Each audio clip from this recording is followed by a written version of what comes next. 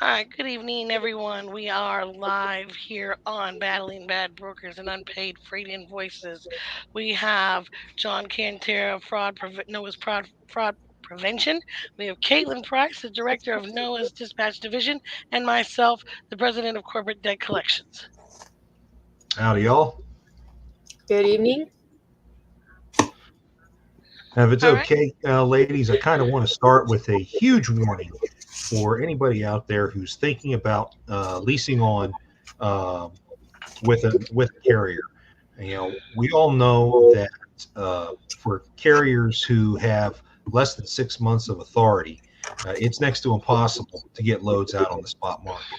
So a lot of these guys are leasing on with more established authorities so that they can go ahead and get loads. So I want to make sure that we get the word out.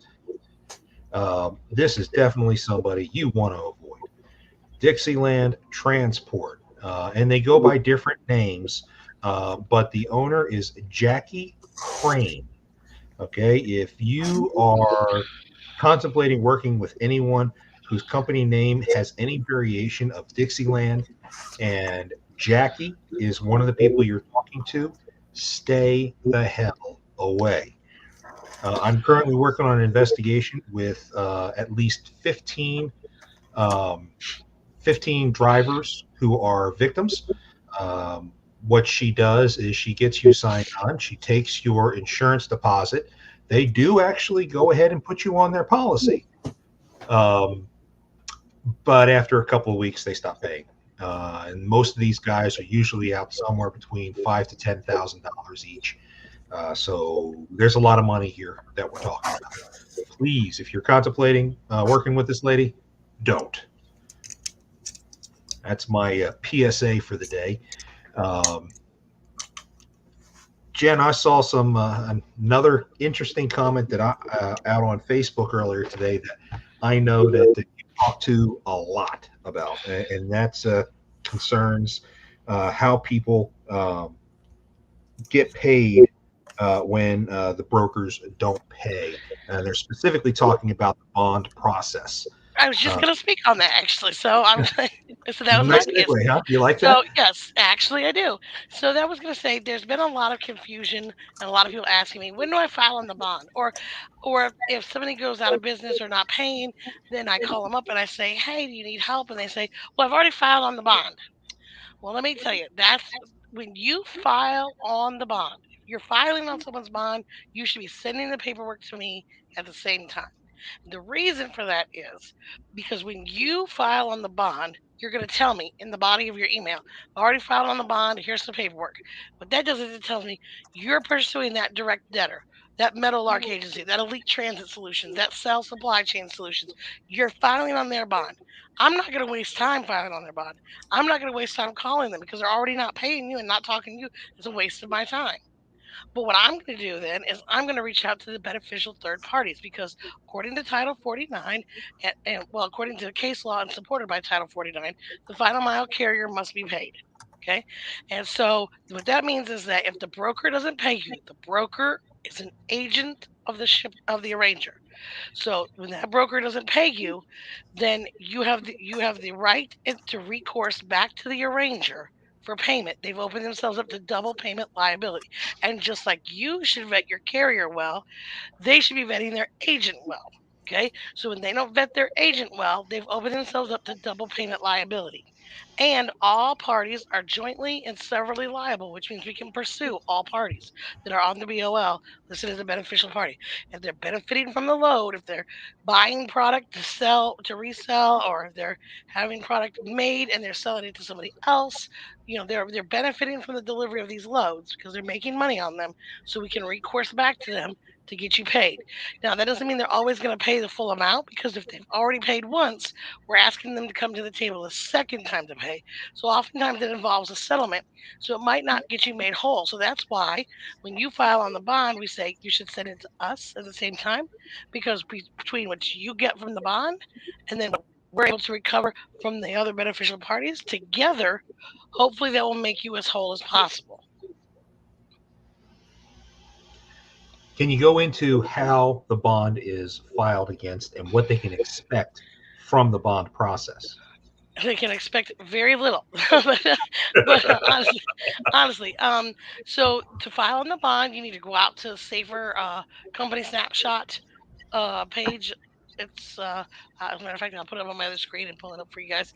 But and what you can do is you'll look up their insurance. I'm going to pull it up here so that I can talk y'all through it because I think that'll be the easiest way to do this. So I didn't think to have it pulled up. I apologize, but it will take me a second here. Let's see. Well, I did put you on the spot, so I apologize there.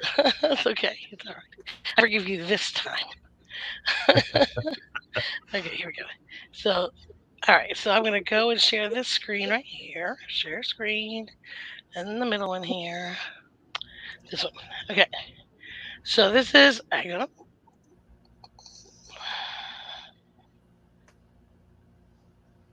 Add to the stage. Get up there. Go, go, go. Okay, there we go. All There right. we So go. here is. This is what that. This is the safer.fmcsa.dot.gov/company snapshot is usually what's there, and then I put in Meadowlark Agency and click name and hit search. So this is their page. Now you're gonna come up here to this corner and to the licensing and insurance right here. All right, and then do your little captcha deal. And I want you to find chimneys or crosswalks or something. And then you're going to click the HTML right over here.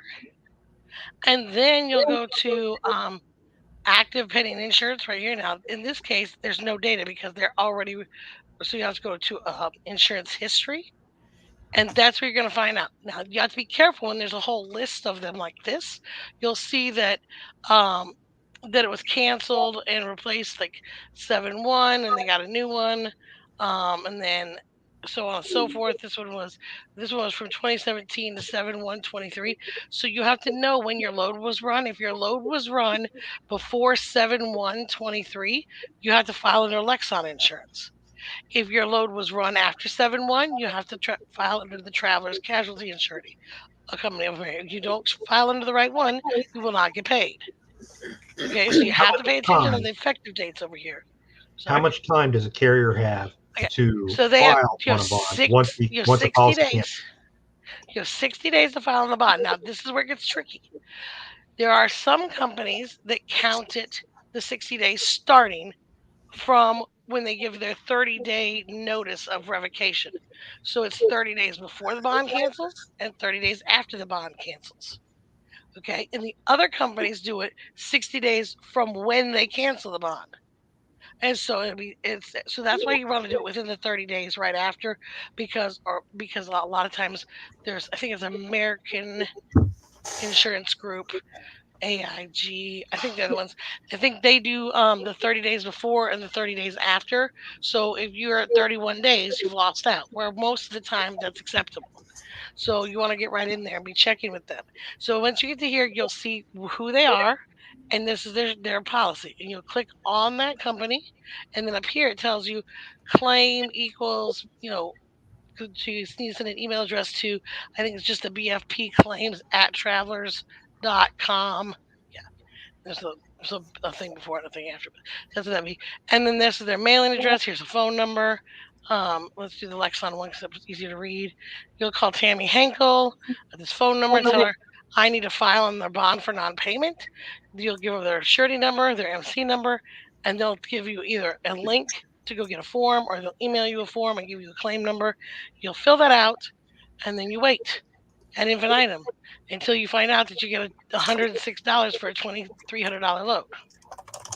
Now, brokers who do watch our show are already familiar with this. At least they should be. But carriers, this is a very important tool to watch, particularly if you're trying to vet brokers to see whether or not you want to work with them. This is a very good place to go. Dispatchers who are out there also want to be watching this tool, especially when you're already contracted with, say, multiple carriers like I am. On a weekly basis, I check on the status of their insurance on this page to make sure that everything's still valid, nothing's coming up for renewal or anything of that nature. Because we don't like surprises as dispatchers when we go to book something. We say, "Oh, your insurance isn't valid anymore." So we're always looking for things like that. So carriers and dispatchers, if you're not already familiar with this tool, get familiar with it. This is important stuff for you. Jen, what's the difference between surety and a trust fund here on the screen? Is that just the source of the funds of the guarantee for the What 75,000? was the question? What's the difference under type? What's the difference between surety and trust fund? Yeah, that's just different source. Different source. Now, sometimes there'll be a surety and there'll be an insurance because they're a carrier and a broker. So make sure you're going under the surety because their carrier side might not be out of business, but their broker side might be. So you want to make sure you're looking at the one that says surety or trust fund versus the one that just says insurance or whatever, BPID or whatever.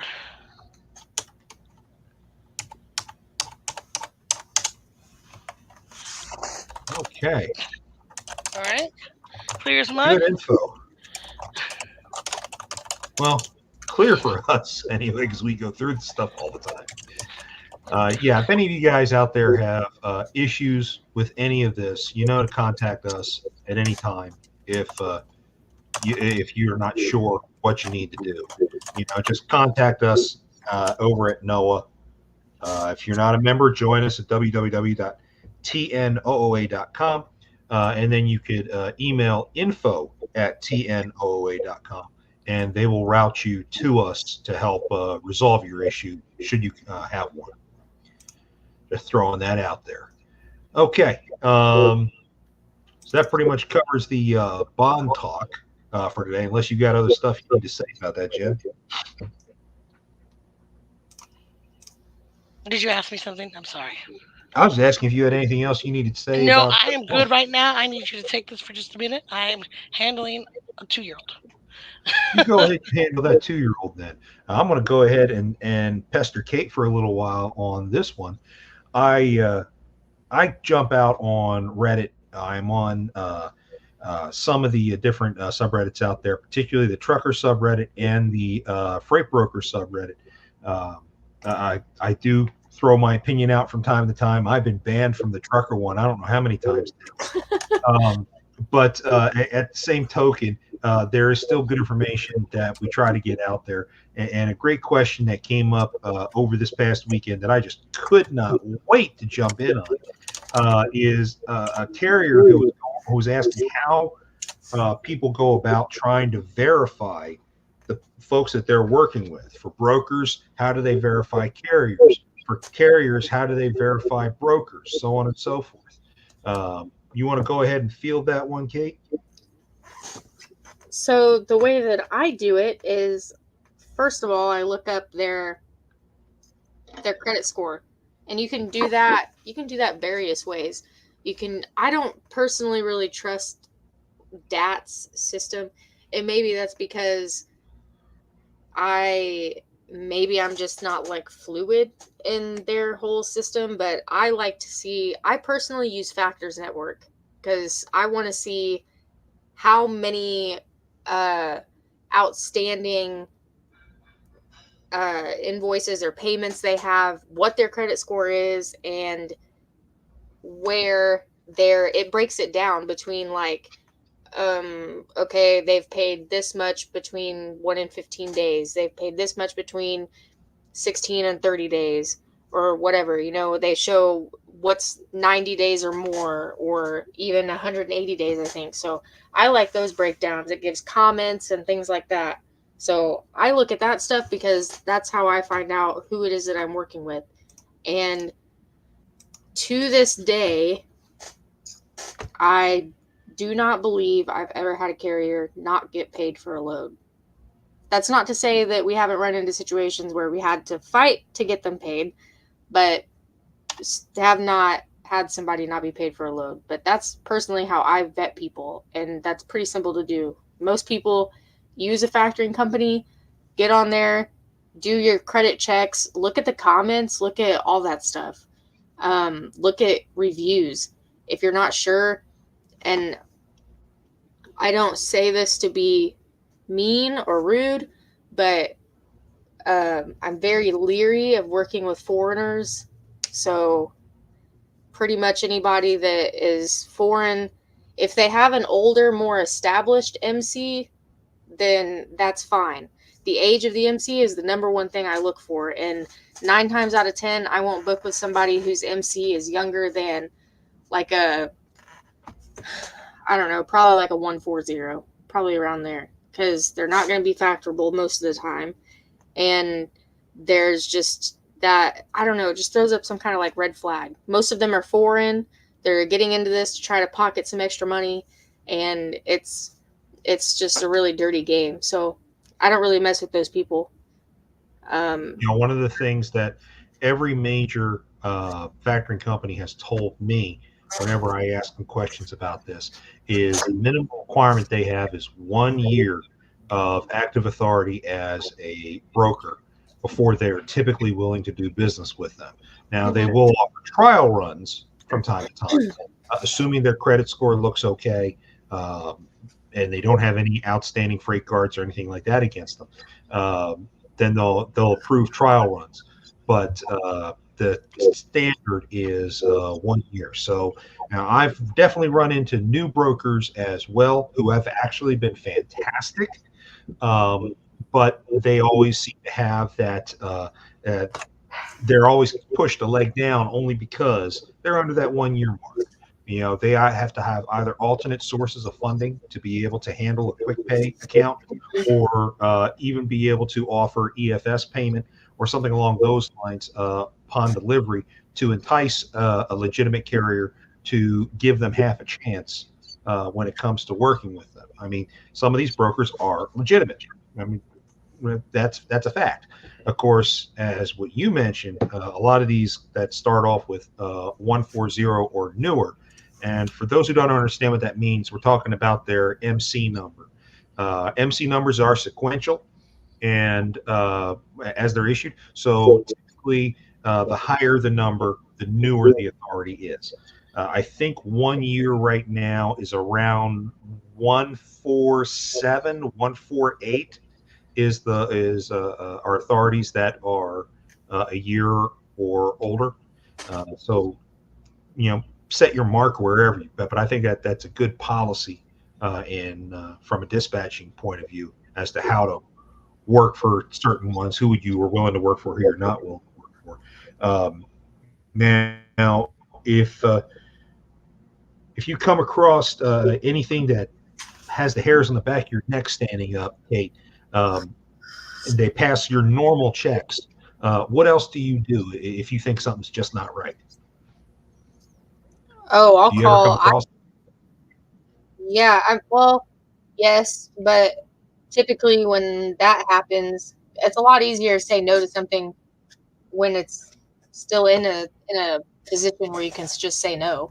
But if for whatever reason we end up taking the load and something happens and something is a little bit foul, then I'll call whoever.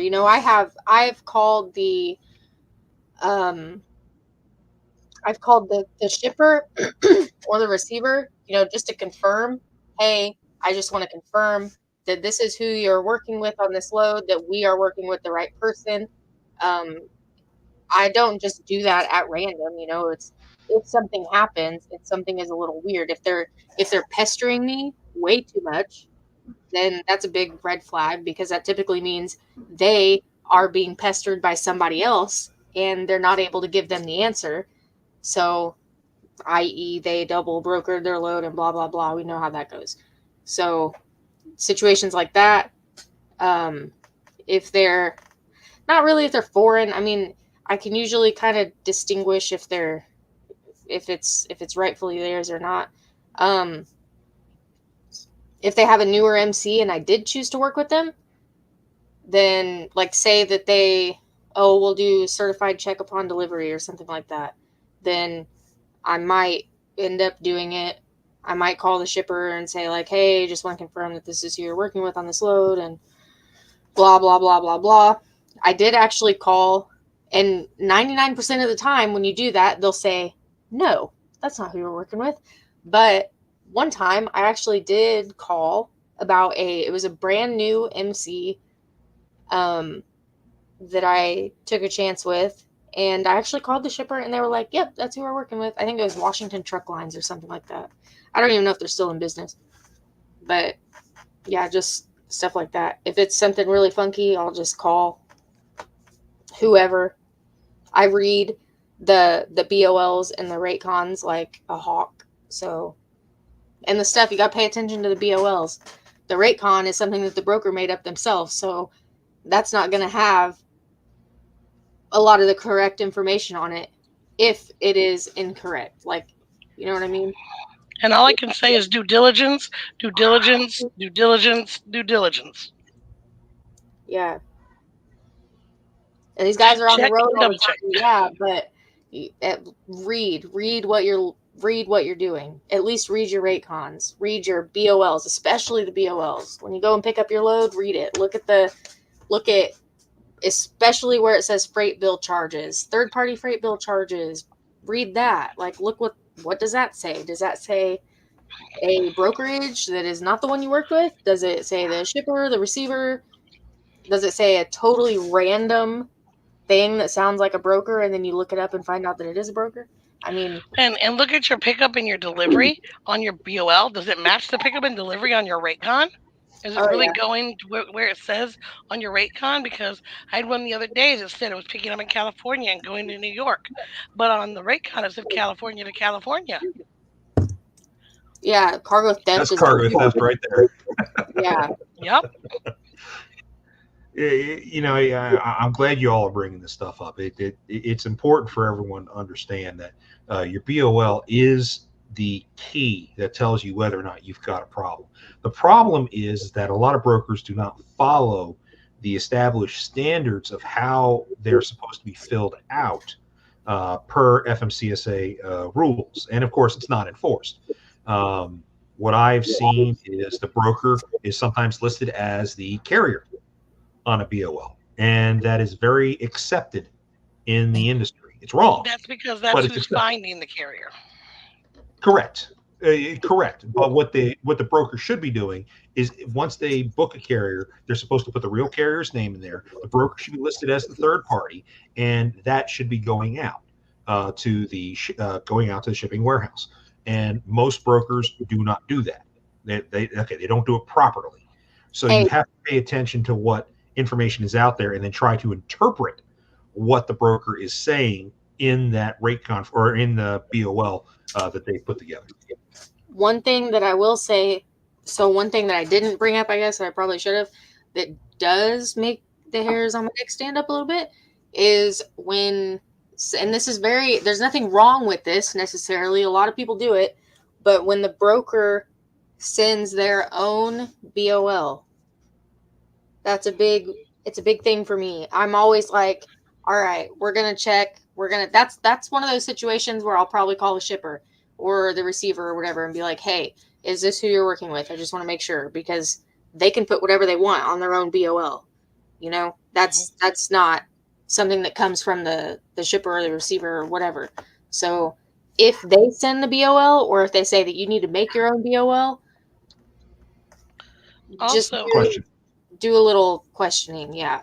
And I'm glad you brought that up. Now, most people don't know this, but I am also a broker. I carry a broker authority as an agent for CRST. And when I have a load that's going out, I do generate BOLs for the shipper. And I put in there CRST as the third party. And I do list the actual carrier in the carrier section on the BOL. So I do write those myself, and I email those out to the warehouses to make sure that they've received that, and they email it back to me once it's signed, so that I know that the right carrier has the right load. But I'm glad you mentioned that. Verification is extremely important when you're trying to protect yourself from fraudulent activity. Brokers go and they verify carriers all the time, all manner of different ways, whether they're using Carrier 411, Carrier Assure, and I'll talk about Carrier Assure in a few minutes, or They're calling the phone number on safer. They're doing every kind of verification they can because they want to make sure that they're not working with a scammer. The problem is that every single one of those sources is fallible. They can be beaten by the scammers. There is only one surefire way, only one for a broker to use to verify that the right carrier has the load, and that's physical verification at the shipper. Warehouses must put their eyes on the side of that truck and verify the MC number. That is the only way to prove that a load is not being scammed. Otherwise, you're screwed. Okay. Well, potentially. We can fix all those things if you contact us. We can work our way through all that. But you got to pay attention to the documentation. And if anything looks the least bit out of whack, it's okay to call the shipper. Don't let a broker tell you you can never talk to a shipper. You absolutely positively can. What you can't do is you can't back solicit. And back soliciting means trying to get work out of that shipper, Or in disclosing those bypass, rates, whatever. They don't want you to or disclose disclosing those the rates. rates. Yep. They look at Your that as your kind of a back your soliciting carrier agreements include a non-disclosure. So yeah, you're absolutely right about that. But there's nothing wrong with contacting a shipper or a receiver for that matter. I mean, hell, you probably want to talk to them anyway, just to say, hey, I'm going to be there at this time. Make sure the load's ready, please. Or hey, So is someone going to be there to unload me? Nothing wrong with this, folks. I'm sorry. this Go ahead, Jen. let's go to Facebook comment real quick. I believe in situations like she is describing, it's on blind shipments. That is on blind shipments. But I'm gonna tell you what, blind shipments is a classic way to get set up for a cross dock scam all the way through. Okay, I don't like blind shipments. Just saying that up front. But it does happen on regular shipments as well. There's a lot of brokers that don't want to use a straight bill of lading. They will make their own bill of lading. They conveniently leave off information that could be important, that might lead you to believe that, or let you know that it's double brokered. That's why they're using their own BOL, so that you don't know that it's double brokered. I So guess just I be should stop mindful. using my own BOLs. Is that what y'all telling me? Yeah, sometimes. Um, But because a lot some shippers are, little, I don't know, construction places or, whatever, little hole in the wall shacks, and they don't have a printer. right. So that happens all the time too.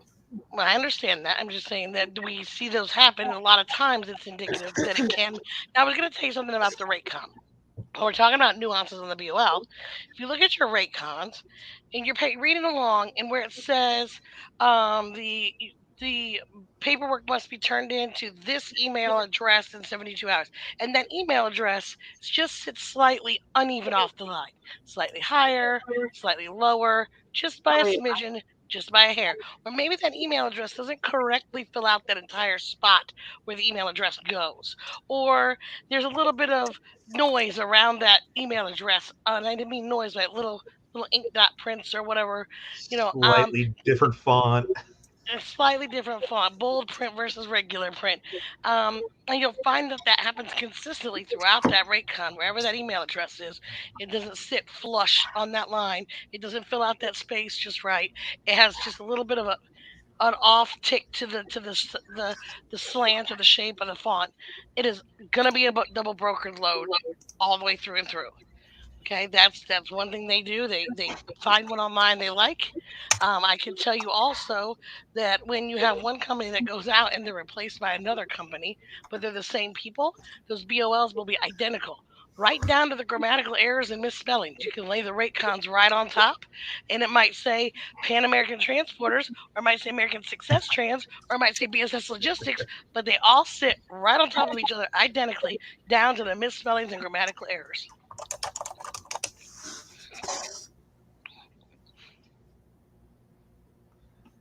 It's That's all I amazing got about that one. how some of these scammers are using Photoshop or PDF editors, or any other different kind of tool to go and fix rate confirmations in an attempt, usually to steal cargo. Um, Most stolen cargo cases start off as a double brokering event, but they typically are going to falsify rate confirmations and impersonate other brokers particularly when they're stealing cargo. I see this a lot with Amazon loads. As Jen pointed out earlier this week, she had a load that was supposed to go California to New York, and the BOL said California to California. Yeah, it gets kind of crazy. One of the things that I've seen is pay attention to email addresses on the rate confirmation. Make sure that the exchange in the email address, the domain is correct. It should match the broker's website.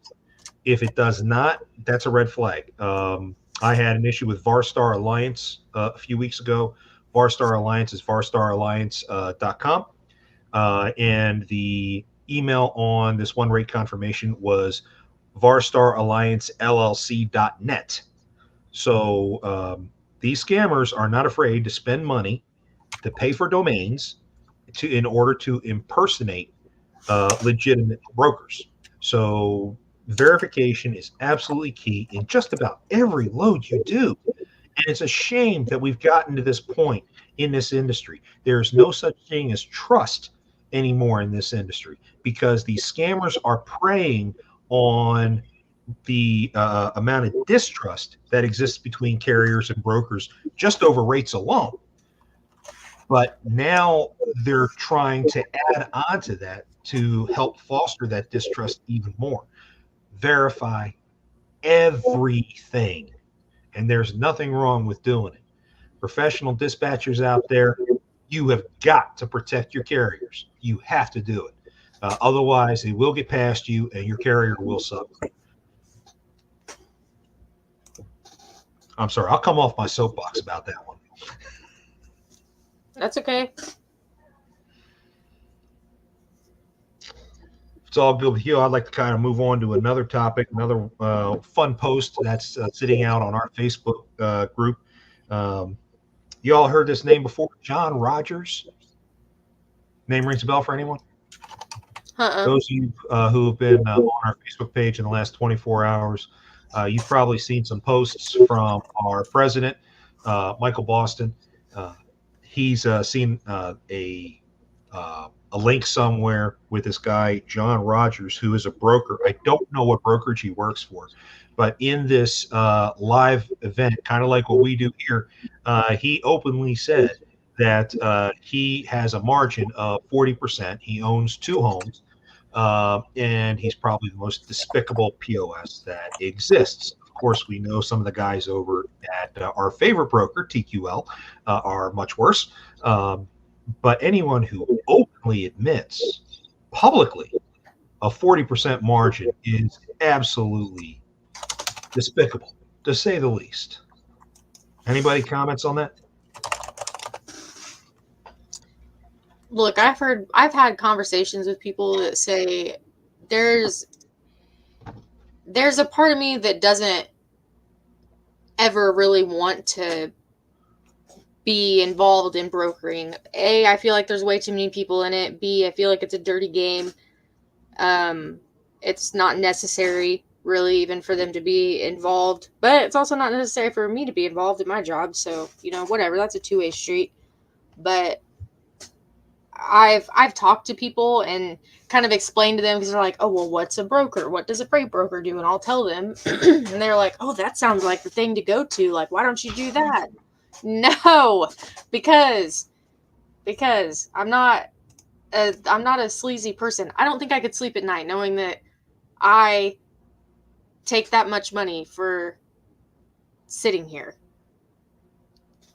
And then that's not to say that my job's not hard. It's very stressful, but I couldn't drive and be away from home. I couldn't incur all those bills that come along with that. I don't know. I just can't. It's something that I can't get into. But people all the time are like, well, that sounds like the thing to get into. Why don't you do that? No. How about we back up and don't do that? Riding all 3 sides of this coin. I've been a carrier. I am currently a contract dispatcher. I hold a broker authority. I've seen it from all sides. And Yeah, of course, there's plenty of money to be made as a broker. But I agree with Kate here. I'd like to be able to sleep at night with myself, knowing that I'm actually providing a quality service for a client, whether it's my shipper that I'm representing or if it's the carrier I'm representing. I try to make sure that what I'm doing is right for everyone. Um, One of the things a lot of carriers want to see in this industry is a cap on broker profits. And if that was ever in place, then I think we will see a lot of things balance out a lot better. I think you would see shippers paying less money overall and carriers getting more money overall as an offset of the excess profit that a lot of these brokers are trying to steal from everybody else in the industry. They call it capitalism. Okay, that's all well and good, but in the system that we have for negotiating rates, there's a limit as to how high you can go before they just hang up the phone on you, versus how low they want to set the rate at themselves.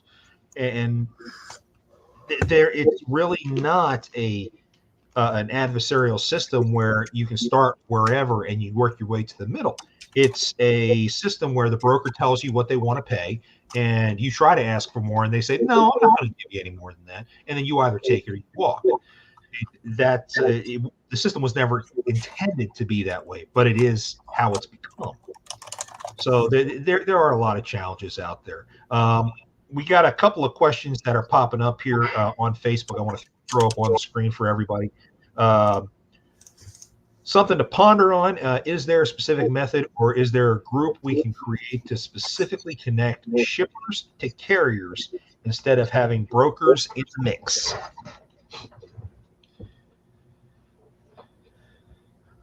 Pretty sure there are programs out there, there are platforms out there that are designed to try to connect shippers and carriers together They are. in order to bypass. But I personally am not all that familiar with them. The reason why is as a contract dispatcher, under the new rules that FMCSA has put out there, dispatch services must have a broker authority if they're going to directly interface with shippers in order to get loads for carriers. So that is one reason why I stay out of that world. Kate, Oh, there's programs out there. What is that? you got any comment on that? What's that one program? What's that one program that we had looked into? Dang, I don't remember what that was. Oh, Might early on, I remember what you're talking about. The one early on. Oh, I don't remember what it was. someone mentioned just the other day too. I Lane can't Access. remember. Lane Access. Lane Access. There you go. Yeah. Lane So, Access. Yes. um, yeah, but that's one of those things that's made to kind of connect shippers to carriers. The only downside about direct connections with between shippers and carriers is a lot of times they're for projects. If it is a dedicated lane, the lane may not run year round. It may only be seasonal. So there's a lot of different things you got to look at when you're trying to pair shippers and carriers together on some kind of a dedicated operation. Rarely are you going to have a 365 a year dedicated lane that you can operate off of, unless you're doing something like final mile residential delivery, in which case you're probably working for someone like XPO or Estes or Saya, and you've got daily routes that you run for them in a 150-mile radius of your location. So you box truck guys, there you go. There's a little tip for you if you're looking for local dedicated stuff. Go to those three. Otherwise, this stuff's not year round. So have a plan. Have a plan, because eventually we all default back to the spot market. And the spot market, of course, is where a lot of the pain and suffering seems to be in this industry. There's another one in here. we all have our skills on everything. Some people are actually really good at negotiation, some aren't. That's very, very true. So if we are a group working towards progression, we can definitely build a strong community with it. Absolutely. The only challenge is that a lot of these groups, Lane Axis, and some of these others, it's all still a capitalist-based system. Everyone's still trying to get their cut. Everyone's trying to undercut everybody else. It, it, it can be a challenge. The best way to go about something like this is go direct to the potential shipper you want to work with. Like I know right up the street from me is Kenco. It's a kitchen supply uh, warehouse. I can go walk over to there and see if I can't get some work out of them, either for my shippers or more appropriately as a broker, because, like I said, dispatch services aren't supposed to be making direct connections with shippers without a broker authority these days. Okay, and another one of our folks had mentioned lane access as well. They're making progress, actually posting lanes down a bit. That's a good thing. I did hear lane access was having trouble for a while there, but I guess they're getting their stuff together. That's a very good thing. Um, hey, we appreciate you guys for listening. Really do. So please keep your comments coming. This is the subscription, I believe, for Lane Access, $29.99 a month. What is that? It's not totally there in a way. Booking loads like a load board. It's not supposed to be. It wasn't designed that way. And again, it was designed to be a direct connection between carriers and shippers. So, again, thanks for bringing that up. That's important stuff that carriers really need to have. And brokers, carriers are looking for other options. You're not the only game in town. So keep that in mind. I had another one of those moments on Reddit this weekend that I just absolutely flew all over the place when I was reading it. And it was a carrier going on about Carrier Assure. Now, for those who don't know what Carrier Assure is, it is a lot like other carrier screening tools that exist. Many of you have heard of Carrier 411. That's our favorite friend. You've also heard geez, I'm trying to remember the other one. Carrier Shore and Carrier 401 are probably the two most common that are out there right now. I know there are others in development that are probably going to be taking these guys down in the very near future. I'll talk more about that probably in a future episode. But just as a heads up, Carrier OK is something people should start looking at. If you haven't already checked it out, it might be worth your time to at least peruse it. What these services do is they consolidate all the data that comes out of Safer and then mesh that with different risk levels against that data.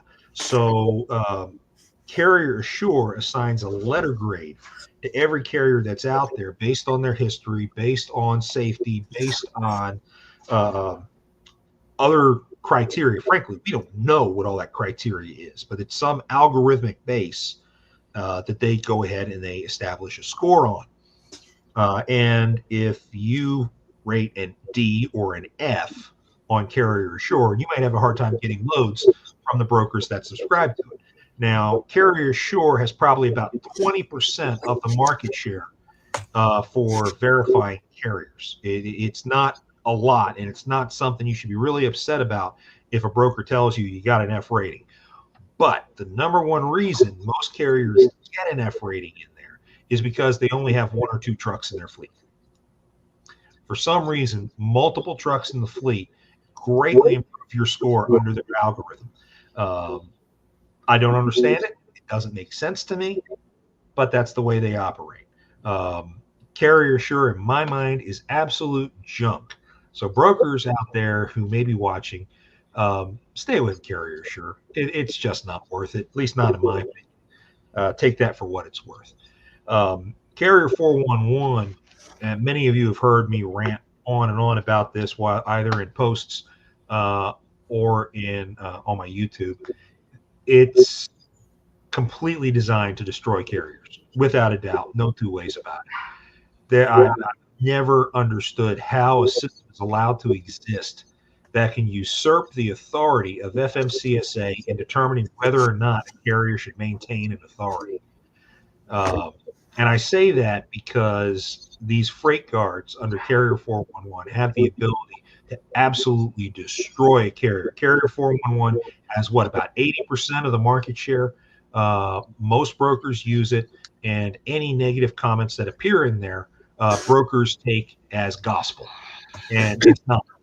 In They can fact, say that you haul around purple giraffes and it's gospel. it is literally that crazy. You have, and Jen and I deal with this all the time.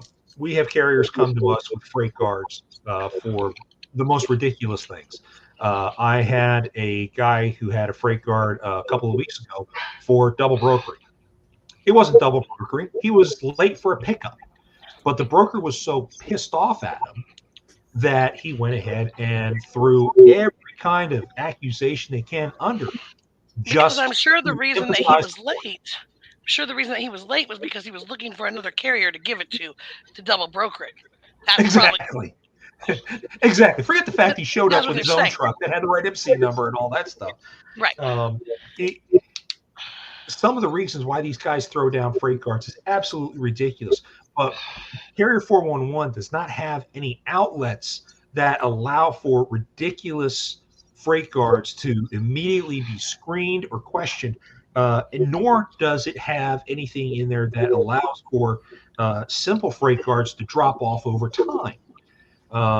We have both Right. come across it. Jen and I have both come across situations where a broker no longer exists, but they've got this freight guard against this one carrier, which is not valid, but only whoever had that Or it account served its before purpose. has, yeah, only the broker that puts it up can take it down. Carrier 411 Okay. can't go in and do it themselves. So So so here's what I had to say about Carrier 411. First of all, they do take it as gospel. But I'm gonna tell you, 90% of freight guard reports that are posted out of emotion. Either the broker is pissed off in the moment and they slap it up there before, if they would wait 3 days to cool off before they would post it, most of them would never get posted. That's number one. Number two, there is no way to double check the validity of what the comment is, so you can be out there slandering the pants off of somebody and it doesn't matter. Okay. Number three, guys, don't make things more difficult on yourselves by lying to brokers. Just stop lying to them. They're not stupid. If you're not broken down 6 blocks from the pickup, don't say you're broken down 6 blocks from the pickup because somebody's gonna come looking for you to see if you're there. All right, stop lying to them. It's better to be honest and take it on the cuff when it comes up, and let John and I handle it if they want to do cancel after accepting or something. But when you lie to them and they put up unethical or deceptive business practices, well, they're not really wrong. You lied to them 3 times. Okay, I mean, stop lying to them, people. Stop arguing with them. Stop getting in and screaming at them. Stop cussing at them. It makes it very hard for us to get freight guards removed. If you stay the professional party, then we can come in behind you and usually clean it up without a problem. John, between the two of us, we can usually get almost any freight guard removed. But if you've hollered at them, if you screamed at them, if you've lied to them, if you've namby pambied around with them, they don't care. They don't like you. They don't want to deal with you. Carriers are dime a dozen. They will freight guard you, put you on the do not use, and they don't give a flying fanny about it. Okay, so stop. Make it easier on yourself. If you get a freight guard, then you can bring it to us, and we're much more able to help you. Okay, John. I see you're ready to go. absolutely, without a doubt. The emotion is really what drives them, as Jen said, and trying to get that emotion out of the equation will save you every single time. Jen and I have a combined success rate of about 80% in getting freight guards removed. There are some out there that will never be able to get removed.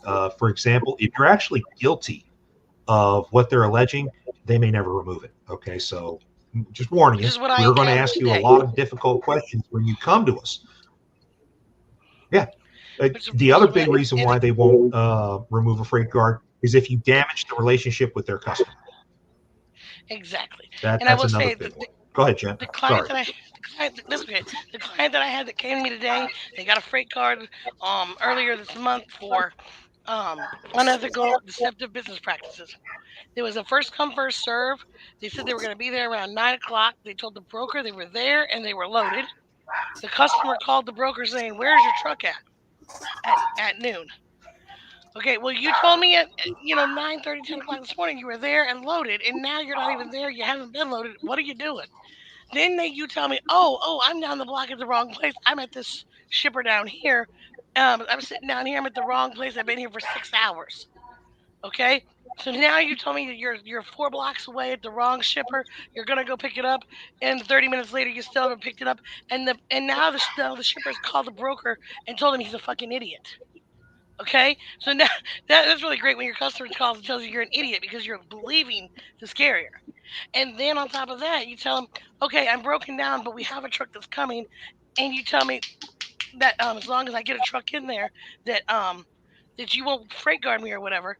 And then you send in a recovery truck that runs in there and within 20 minutes is loaded and rolling. And I show up 20 minutes after that, and then I'm rejected for the load. Well, you just lied to me for 3 times.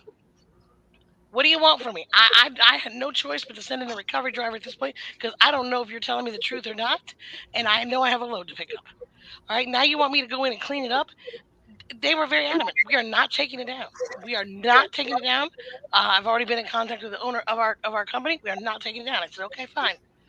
And so then after that, I said, well, can I speak to the owner of the company? He goes, there's really no point. We are unilaterally aligned. It is not coming down. They lied to us, and they just would have been honest from the beginning. And I said, well, they were concerned about getting a freight guard for canceling after acceptance. And he says, we don't give freight guard for those, but we could have worked with you if he would have told us, if they would have told us the truth from the jump. So stop, people. You make my job harder. You make me feel bad for not being able to help you. You make me feel bad because I don't like to have to come in behind. Look, 3 things Mama hates: liars, cheaters, and thieves. All right.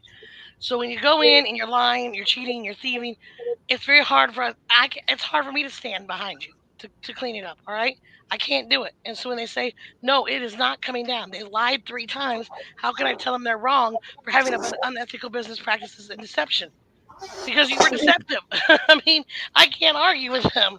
So if you're doing what they're saying you're doing, I'm not a magician. Okay, I'm good at my job, but I am not a magician. I'm a genie in a bottle, but I am not a magician. Okay.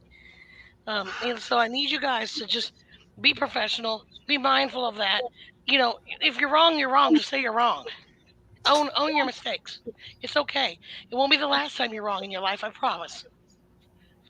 And it won't be the last time in your life you sit there and you tell a broker, hey, look, I know I said we were getting this load. We're going to be 2 hours late at the best. How do you want to handle it? And seriously, approach them like that. Approach a broker as though I've got a problem, but I want to jointly come up with a solution. Even if that solution means you're taking off the load, you're not going to get a freight guard put on you. Okay, you won't get in any real trouble, but you have to come to a broker as wanting to solve a problem. And if you don't do that, then that's why they say that you're being deceptive and et cetera, et cetera. Yeah, we all want to keep the loads that we book. Of course we do. But we all also know that shit happens in this industry. Brokers know that too. A lot of brokers have been drivers. Brokers have been doing this for a long time. They know when we're lying, okay? They know when you're just trying to stall for a little bit of time. They know when something's majorly wrong, and they know that they need to go and get a standby carrier set up. Don't push your luck. That's when you need us, and then you've got to pay us to help fix your problem, assuming we can fix it.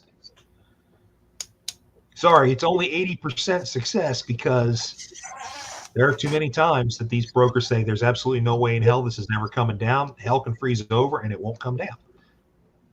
We can't fight that. We sweet talk a lot of people. We can't sweet talk that. All right. I think I've hit all the topics I wanted to hit today. Anybody else want to hit anything? Because we're coming up, we're 5 minutes before the hour, and it's about time for us to start wrapping up. Let's go ahead and start with you, Kate. You got anything? Not really. Not really. It's been a crappy day. It's Monday. Yeah, it is. It's definitely been a Monday for me too. Jen, you got anything? Oh, she's muted. Yeah. Probably done walked away. Hello, and I'm here. Hello. I wanted to offer you any opportunity for any final thoughts in our last few minutes here. No, just be honest. Take care of each other. God bless you all. See you next week. Folks, as always, it's been a lot of fun. We enjoyed coming out here and having these discussions. We love the comments. Please keep those coming. Um, you can always check out any of these videos on our Facebook group. You can also check them out on either Jennifer's YouTube channel or mine. Um, we're easy to find. So go ahead and take a look at that. If you have any other questions that are out there, you can always post your questions on our Facebook groups, and one of us at NOAA will get back to you and try to give you a coherent response besides the usual, oh, screw those bastards. Oh, they can go screw themselves. We'll try to give you the real deal as to what you need to focus on without all of the death threats to the brokers. Um, so again, every Monday, 5 p.m. Central, we're here to answer your questions. If you ever have any issues, you know how to reach us. Info at tnooa.com. Make sure you join NOAA at www.tnooa.com. It's only $500 for an annual membership, or $125 for a quarterly membership, and you get so much out of your membership, so much more than in savings than you do putting in. So please, if you're not already a member, join today and help us try to do everything we can to protect the trucking community. And that's really where all that money goes to. None of us department heads are paid by NOAA. None of us, not even the president, is paid by NOAA. All this goes to help support our efforts in Washington, D.C., to help get the laws changed to make lives better for truckers. So if you have any questions at all, please hit us up on either on the website or on Facebook, and we will see you all again next week. Thanks again for watching.